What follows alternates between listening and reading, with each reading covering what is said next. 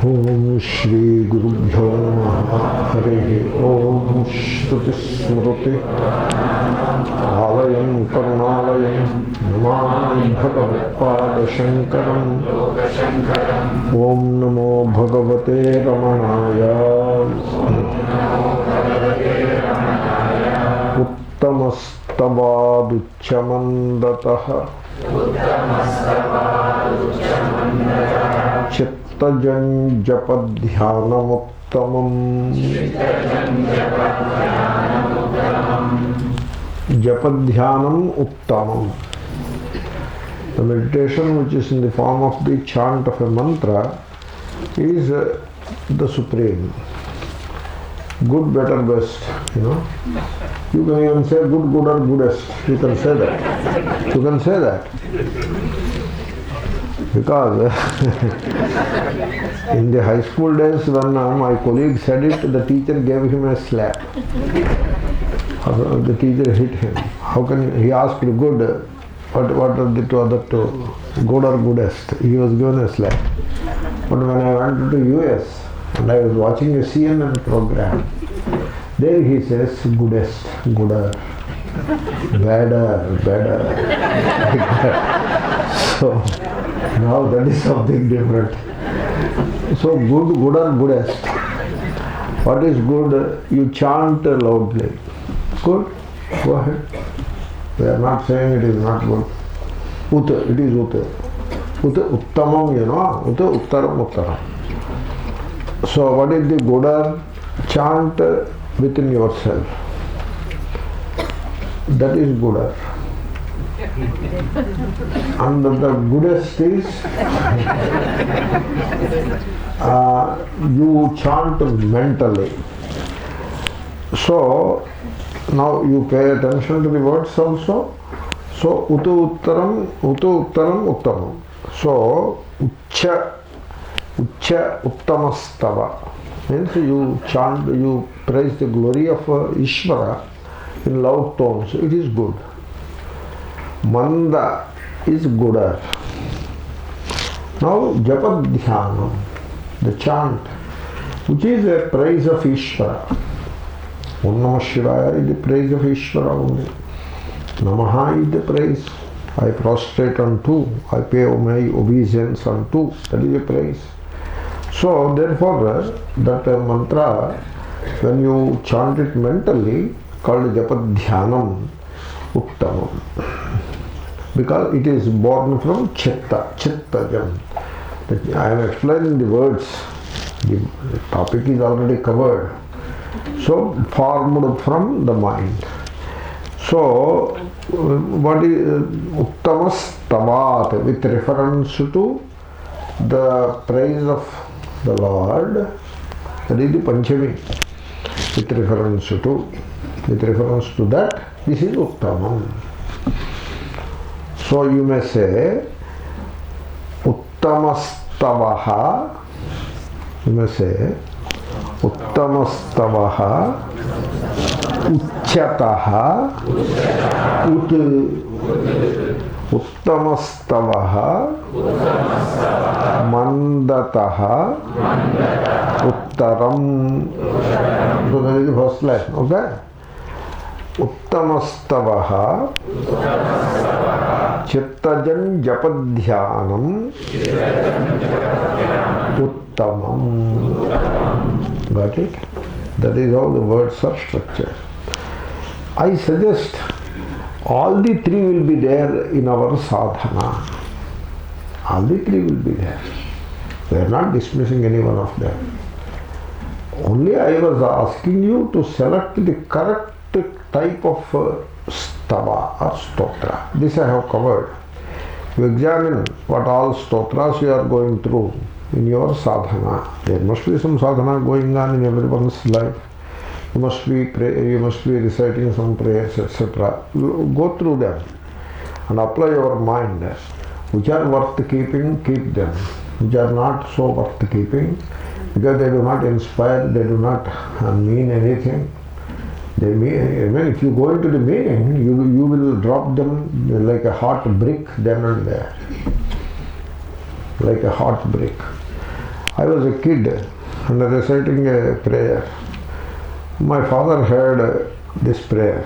He just squeezed his eyes. So I noticed.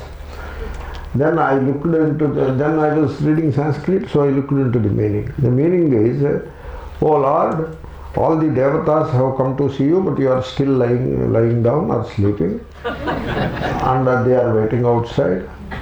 And then they were pushing each other. That is the Indian trait. Look at that. It has come into the stotram. Like they don't have, suppose a stotra which is made in the West will not have any such description, because there they don't push each other. I have a feeling even in Bombay this stotram won't apply, because in Bombay nobody pushes each other. They go in a queue. Whereas we in Hyderabad, it perfectly applies to us. Because we always push. So all these people are pushing each other to have your darshan, O Lord. Then your bodyguards, there are a group, a posse of bodyguards, they take canes into their hands and beat them. These devatas. That is your glory, in this total. You want to keep it? If you want to keep it, keep it. I left it like a hot brick. I dropped it. So, similarly, some prayers, they are recited only for the purpose of rhythm, nothing else. Yamakam, rhythm. There is no other reason for that. So, like that, Ayi Sumanas Sumanas. Like that. That is Ayi Sumanas, Sumanas, Sumanas, Sumanas, Sumanas. I can give the meaning. You have to struggle with it, having good mind. Sumanas also means Devatas, Rudhi Padam. So like that, you have to manage to give a meaning. By the time you give the meaning, nothing worthwhile comes out of it. But while for chanting associated with tabla, it works great. So people have become tabla-minded people. So whatever fits to tabla stroke is great. You should not be like that. Therefore, you keep the stotras, the right ones. And if you don't know, then consult someone who knows. Get the meaning. Keep them and continue to chant. It is always a joy to chant. This I said, you have to chant with love. I said I will do it in the morning. Very simple only. How to chant with love? You have to chant with love. Like mechanical chanting. What is the difference between you and the tape recorder? There is no difference, you know. That's why some people, they have handed over the job to the tape recorder. And so they put the tape recorder on. It will be saying Om Namah Shivaya, Om Namah Shivaya. The tape recorder will be saying. The person will be preparing dosha, etc. The tape recorder will be saying Om Namah Shivaya. I said it is okay. It is okay. Because you are no better than a tape recorder in any case. In any case, you are no better. So, chalta hai. So, that mechanicalness will come into it. Why it will come into it? Because you do not pay proper attention. You allow it to become repetitive. You count how many times you are chanting and thereby make it repetitive. Then it becomes mechanical. You don't know the meaning. Even if you know the meaning, you don't pay attention to the meaning. You don't have love for it. Where there is no love, it becomes repetitive. You see, mother has a child. She loves the child. Now she gives birth to a second child. Now the love becomes half or remains full? It remains full. It doesn't become half. And there is no repetition. For the mother, she loves the first child and then gives something to the first child with love. And now it is not the repetition when it comes to the second child. It is the fullness. And fullness means it is the freshness. Whatever is fresh is full. Whatever is repetitive, it is mechanical. So we have made all the prayers and all the rituals such a repetitive thing that like a robot can come and put the tape recorder on and do everything, there is no difference from that situation to the prevailing situation. It should not be like that. There must be love in the prayer. You may not be doing so many prayers. You may selectively do one or two. Like if you say a prayer like Agne, Naya, Supatha, Raye, this is the Vedic prayer. Agne means, O Ishvara, please lead me by the right path. That kind of a prayer. Asman, Vishwani Deva, Vayunani Vidvana. Like that, you pray, there would be tears in the eyes. That kind of a feeling, the sense of love. Tears in the eyes is not the point, but the love. Then my question is asked, how to chant with love? That how? There is a how for everything, you know. So the question is now I am trying to answer the question. This I did not answer in the last class. You see, a devotee went to the Bishop of Genova and asked for some instruction. The bishop told him, this came, I will tell the source of this also, I loved this. The bishop told him, you should love God. You should love your neighbor as yourself. You should love. Like that, the bishop gave an instruction. Then the devotee was sincere and he wanted to know how to love. How? He asked. A very usual question, you know. Then the bishop told, you see, in life, love alone is the most important thing and nothing else. Therefore, you should love all as yourself and you should love God. Then this man was a bit perplexed because the question doesn't seem to be answered. Not only that, the bishop is not making any effort to answer the question. Then he asked, Bishopji, please, I want to know how to love. Then he said, dear son, love is God. You should know that. Love is God. And you love everybody as your own self. That is what you should do. Then this man got perplexed, annoyed, and said, sir, I did not become a wee bit wiser after hearing you. You are saying the same thing 3 times. And I did not answer my question yet. I am asking you, sir, how to love? Then the bishop told, you see, how a child walks. A child walks. How? By walking. The child learns to walk, not walks. The child learns to walk. How? By walking. The child learns to swim. How? By swimming. The child learns to speak a few words here and there. How? By speaking. That is how. Therefore, you become an apprentice of love at this moment.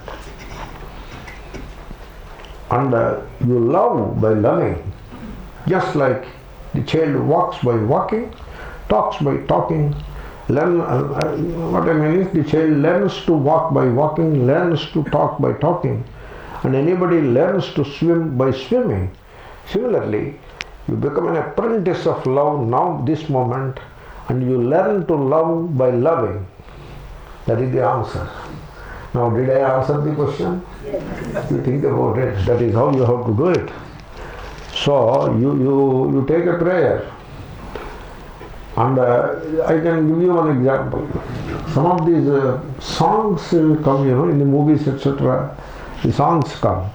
The first time you hear, it sounds a bit usual, nothing very charming. But you pay attention and you listen a second time. Now it is a bit more charming. And you listen with attention a third time. You will like the tune. You will love it for the rest of the life. You won't forget it. Therefore, you grow into the love by loving. So pay attention. Attention is love. What you love, you pay attention to. What you do not love, you do not pay attention. Therefore attention, that awareness is love. Satu Chita Ananda. Ananda is love.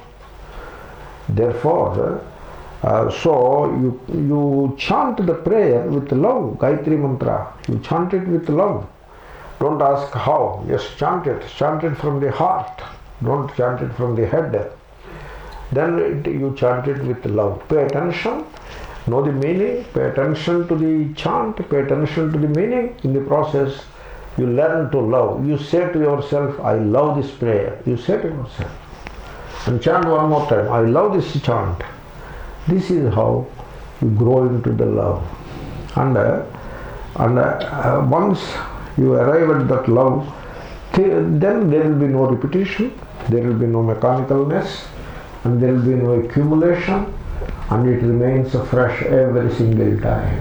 Whenever you say Om Namah Shivaya, it sounds fresh. It sounds uplifting, inspiring. Whenever you say Rama, Prema Mudita Manase Kaho, Rama, Rama, Rama. Whenever you say with love, there is a joy in saying, taking to the sacred name of the Lord. This is how you have to practice the stotras. Therefore, let the stotras be small. Don't make them too big. It becomes an ego trip that I have recited the entire stotra. Then I come across people, don't say it is not good, I don't say it is not good, but I see a movement which is not very satisfying, very happy movement of mind. So I have recited Vishnu Sahasranama 100 times in Kashi, 100 times in Rameshwaram. Next year I am planning to recite Vishnu Sahasranama 100 times in Rishikesh. So now, and give a proper broadcast the information. Tell people, as many people as you can, convey these people, to the people, and organize some such thing. So then there will be a lot of travel, and then some food arrangements, all that. It becomes very worldly, if not commercial. This is how it ends up. So, obviously you can see the process of accumulation. 100 times I have that accumulation, you see. You can see that accumulation, which is not a good thing. In love, there will be no accumulation. In heart, there will be no accumulation. Accumulation is only in the head. Accumulation is the sign of mechanicalness and repetitiveness. So you have to be cautious about these things. And you have to take care that the prayers remain as far as possible well understood, unrepetitive, unmechanical, chanted with a love. An effort is made in that direction. Attention. And love comes if you are free. Freedom and love go together. Become free from the desires. Freedom from that is the freedom. It is not that you can do whatever you do pretty much whatever you like to do. That is not that you are doing anyway. That is not the freedom which I am speaking about. The freedom, the psychological freedom. So when the mind is clean, pure, desireless and fearless, such a mind, such a consciousness knows how to love. Because freedom is a prerequisite to love. When you are burdened with attachment and aversions and desires and fears, you will not be able to love anything. You get only attached. In attachment, the seeking is more than giving. Seeking is not love, giving is love. Therefore, learn to pay attention, learn to love and chant. Then coming to the japa. Japa dhyanam uttamam. I will describe the japa. This I said, I am repeating. If you have to do a count to japa, please do it and be done with it. And with that, now you keep aside the mala and all that. And now take the japa into your system. You don't count breathing, you know. Mala, you don't do that, you know. So, a stage comes when mala is no more relevant. Okay? Because mala represents accumulation and mechanicalness in a way. In the beginning it's okay, I suppose. Then the japam, the meditative chant, chittajam japadhyanam. It has a value. So what you have to do is you have to sit upright, as I already mentioned, and you have to take up a small mantra, not too big. Too big means there is a vikshepa already. Om Aim Klim Harim Saum Namo Bhagavate Santana Gopalaya Gopijana Vallabhaya Bada. It will be three lines will be there. That is the mantra. It is there, 4 lines will be there. And so just to retain it and repeat it correctly without missing phrases here and there itself is a task. And that is a lot of vikshepa. Vikshepa is scattering of the mind. That is vikshepa. So the mind gets scattered from word to word to word to word like that. So the focus becomes less, scattering becomes more. So instead of mind moving in a chant like this, mind will be moving like this. So you don't want it. Therefore go for a simple mantra. And you see, people have an attitude. They have to come out of that attitude. Namely, whatever is simple you don't like. And whatever is complex you cannot digest. So, kathinam na pachyate, saralam na rochate. So, you should not be like that. This long mantra, it is nice, you feel great about it, but you will not be able to handle it properly. A short mantra doesn't inspire you. You see, suppose I say, just be.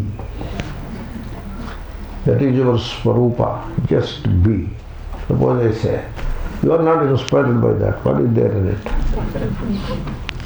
Then suppose I say, you sit up like this, while inhaling, that power of prana goes and hits at the Mooladhara, where the serpent, the coiled serpent that was sleeping wakes up because of this power of prana, and then it starts moving up and up. Now it comes to the navel, and then it comes to the heart, to the throat, then it comes to the Bhrumadhya, the Ajna. Then above Ajna there is Bankanala, and it crosses the Bankanala and goes to Bhramara Guha. And above the Bhramara Guha is Sahasrara, in which Lord Shiva is sitting with a trident in his hand. Now you contemplate. People are hugely impressed. Hey, what a great knowledgeable scholar he is. Great upasaka. And then start doing namaskars and all that. So they are wonderfully impressed by this language. Did you understand one word of it?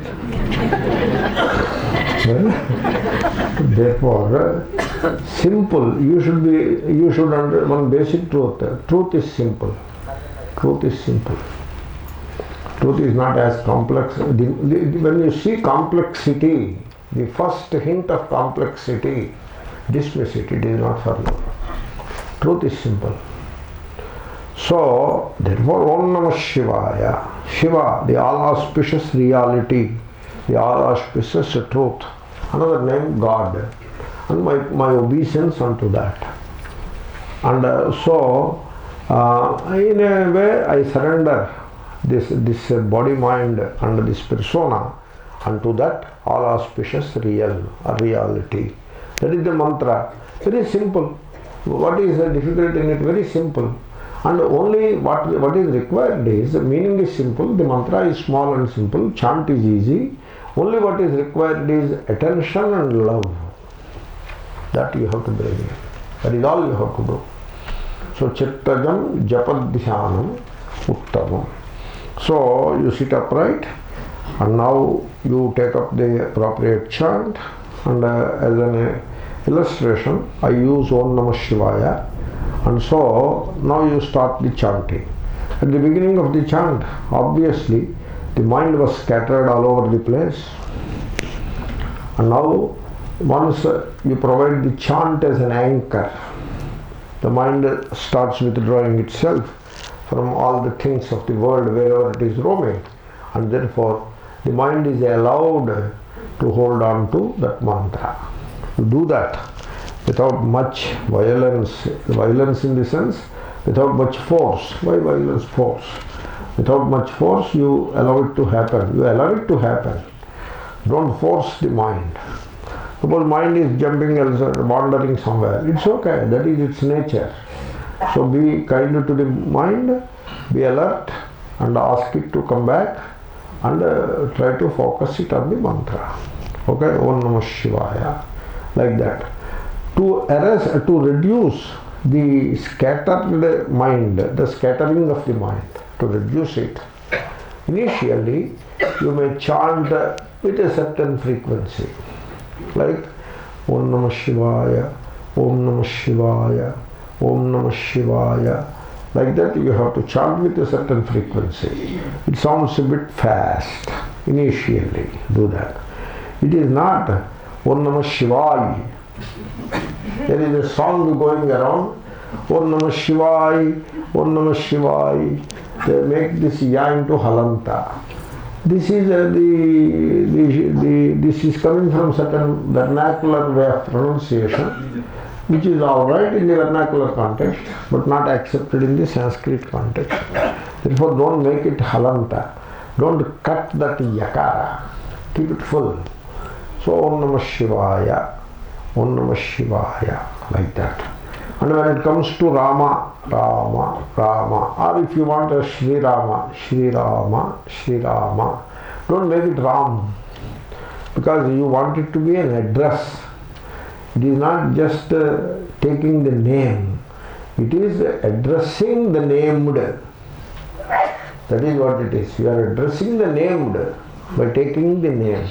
Therefore, that address must be clearly understood. Therefore, if you say Ram, there is no address there.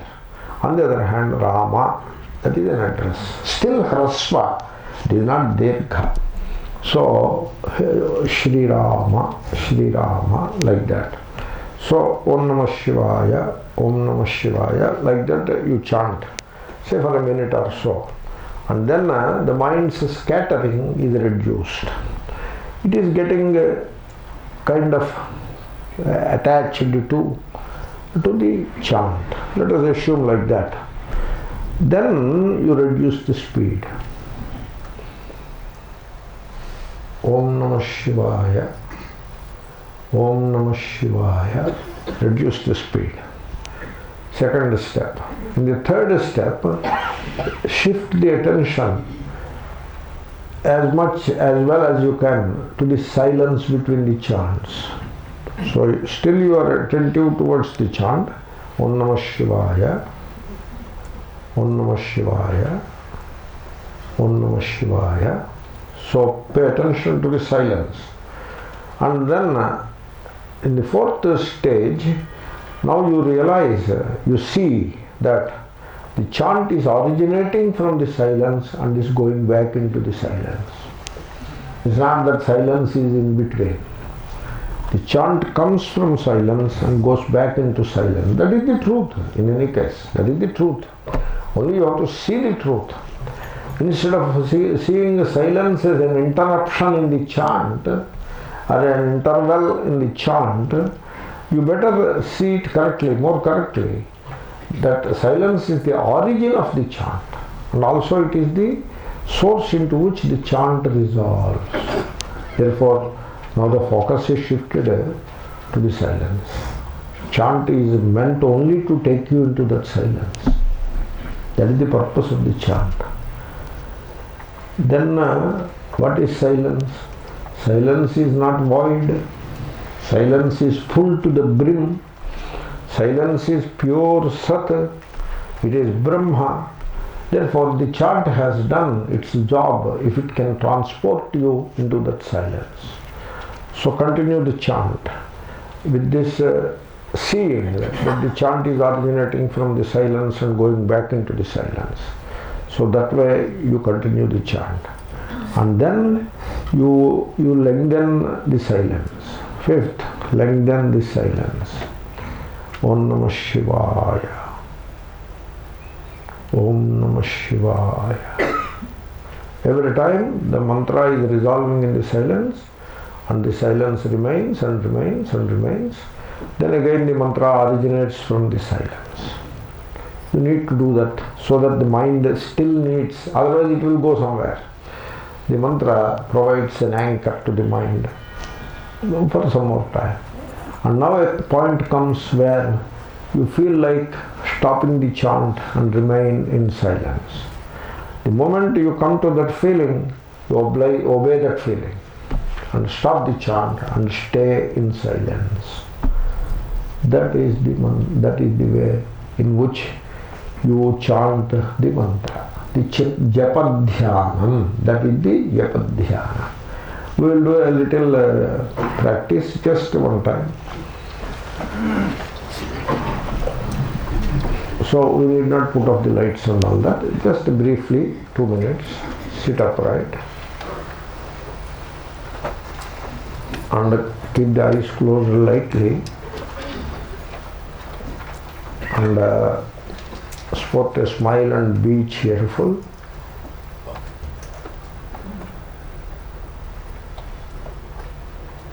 There is no truth in the world. The truth is not in the world. So leave the world aside and now abide in the heart, not in the head, and chant. Om, chant in the mind only. I say out loud, but you chant in the mind. Om Namah Shivaya. Om Namah Shivaya. Om Namah Shivaya. Continue.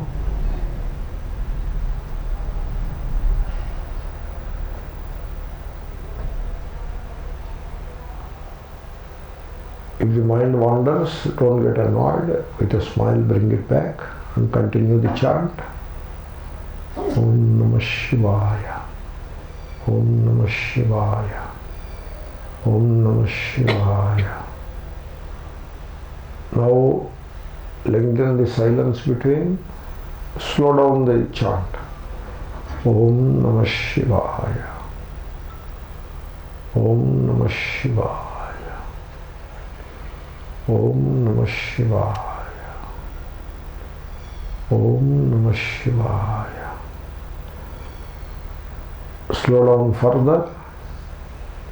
Om Namah Shivaya. Om Namah Shivaya. Om Namah Shivaya. Now shift the focus from the chant to the silence in between, even while chanting. Om Namah Shivaya. Om Namah Shivaya. Om Namah Shivaya. Every time the chant is merging in the silence. Om Namah Shivaya. Om Namah Shivaya. Now silence is the base, and chant originates and resolves into that silence. Om Namah Shivaya. Om Namah Shivaya. Om Namah Shivaya. Om Namah Shivaya. Stop the chant and remain in the silence.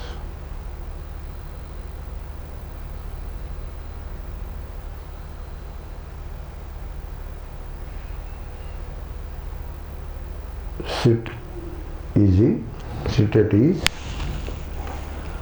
and slowly open the eyes.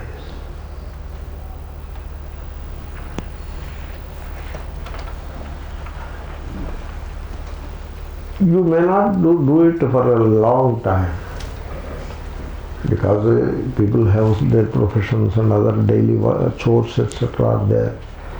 So do it even for a short while, 7 to 20 minutes. 7 minutes to 20 minutes. That is optimum. In between, any length you choose. If you find you cannot sit in meditation for a long time for whatever reason, the mind doesn't oblige, or the sitting is a problem, or sometimes you get disturbed by this or that, then you just leave it at that. Don't get annoyed, don't feel disturbed. You should be able to say, nothing ever disturbs me. You should be able to say that. Suppose I don't have any goals. I will do for meditation for 20 minutes. And then the telephone rings. And you curse the telephone and be unhappy with the person who called.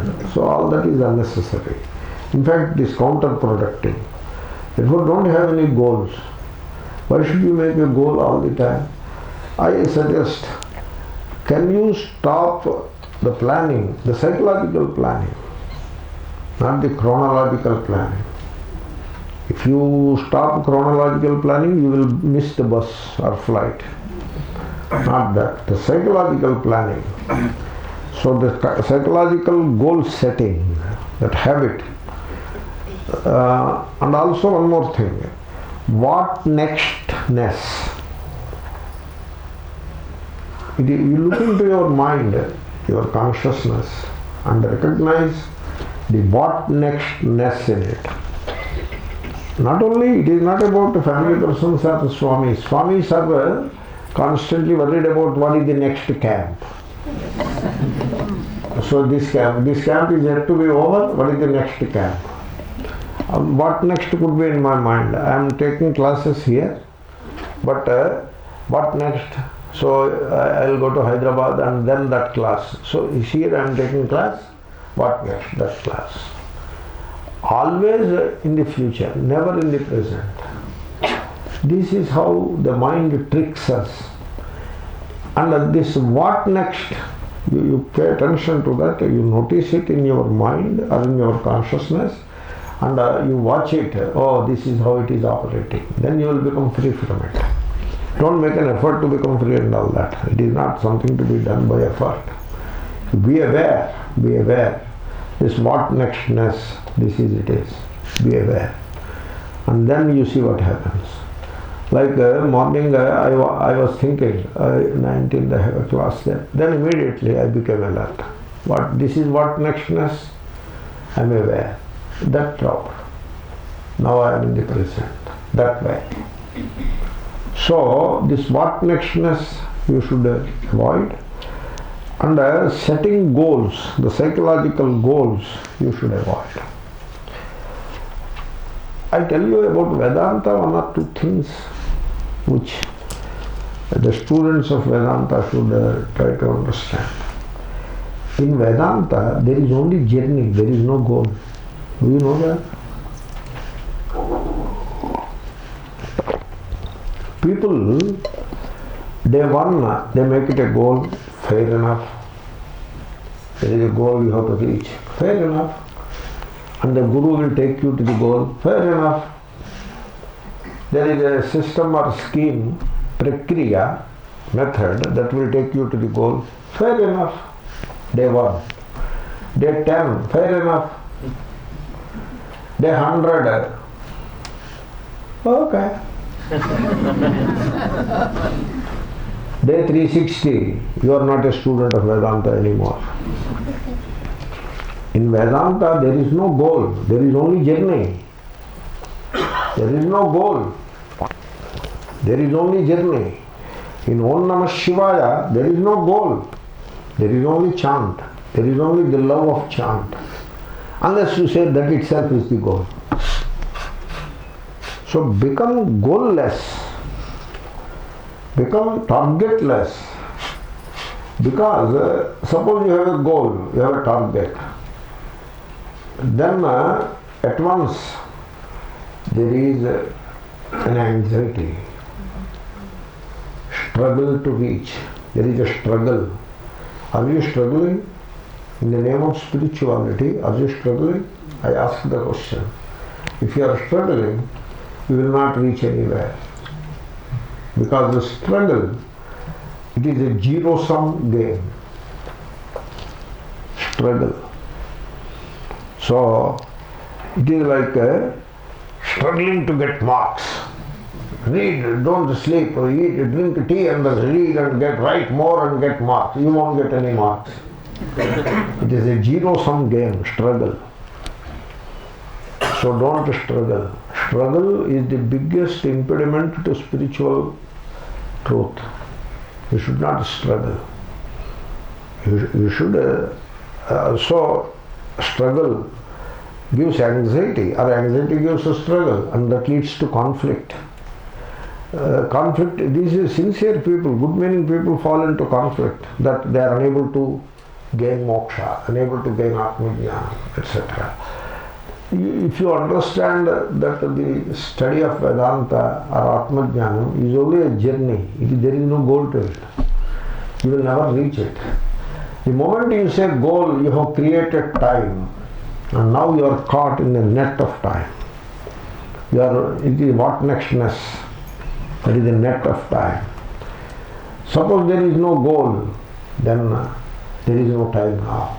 There is shravana, there is a study, mananam, there is contemplation, there is dhyasana, there is no struggle, there is no anxiety, there is no goal, there is no time. Psychological time, chronological time continues. That's why it is indeed well said that self-knowledge is, this knowledge of the self is a timeless journey in a pathless land. It is well said. Therefore, don't create a conflict. Oh, I am doing less japam, I should do more. That kind of a conflict is no good. So any time between 7 and 20 minutes is optimum. If you cannot do all the 20 minutes chant in one go, do it in 2 times or 3 times. What is the big deal? So, I wrote a book. Somebody asked me, when did you write this book? Then I asked, what do you mean by that question?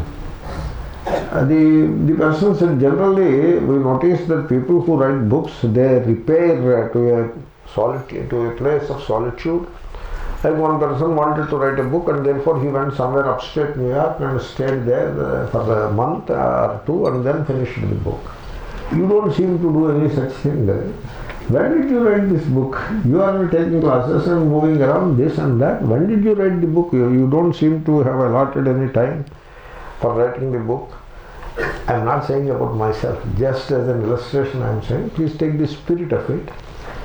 Then I said, yeah, it's an interesting question. I did not plan anything about the book. The book got finished by itself. So I come to the room and sit there and look at the writing part of it and type 1 or 2 sentences. In the meanwhile, somebody barges in. I drop it and sit with that person and talk for a while.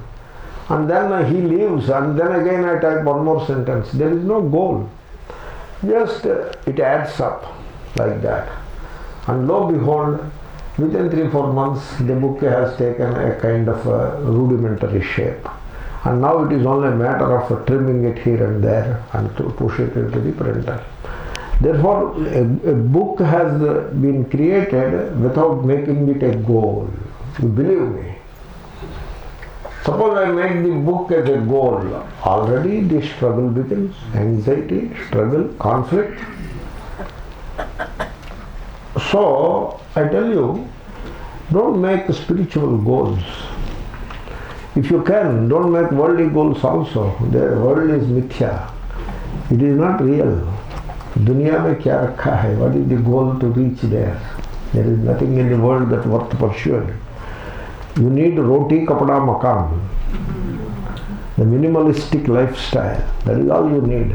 And you will get it. What you need, you will get it. By loss of entropy, etc., you will get all that.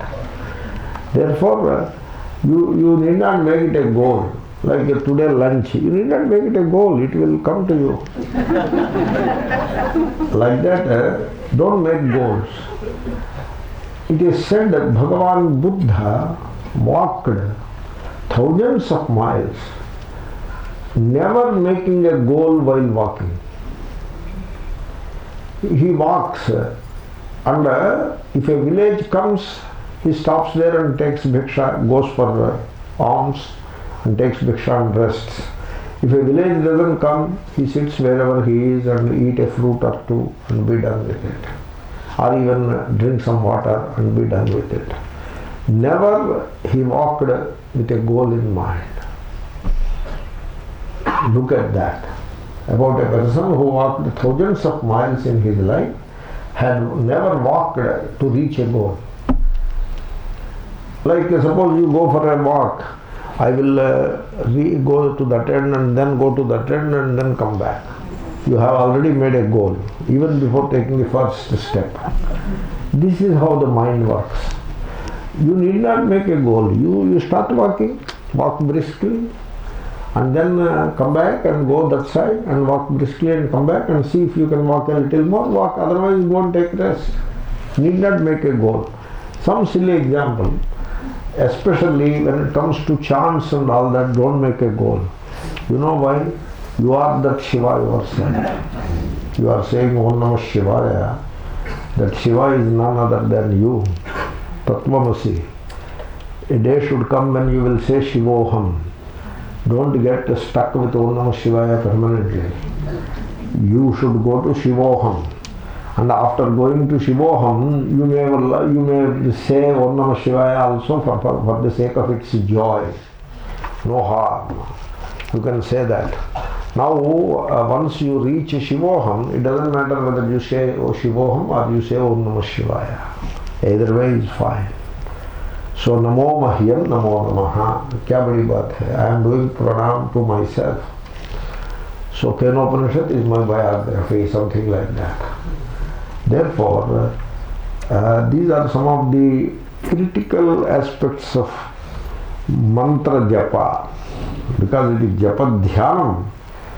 So this is how you have to look at mantra japa. If you look at mantra japa as a goal, this, that, then you end up with a lot of struggle. I have seen a person who took to sannyas. Taking sannyas is not easy. You need tremendous courage for it. Giving up a job, family, this and that, and come and sit in this cold weather and take a bath in Ganga. It is not very inviting. Ganga is not an inviting Ganga. You just jump into it, the whole body feels like gone into samadhi,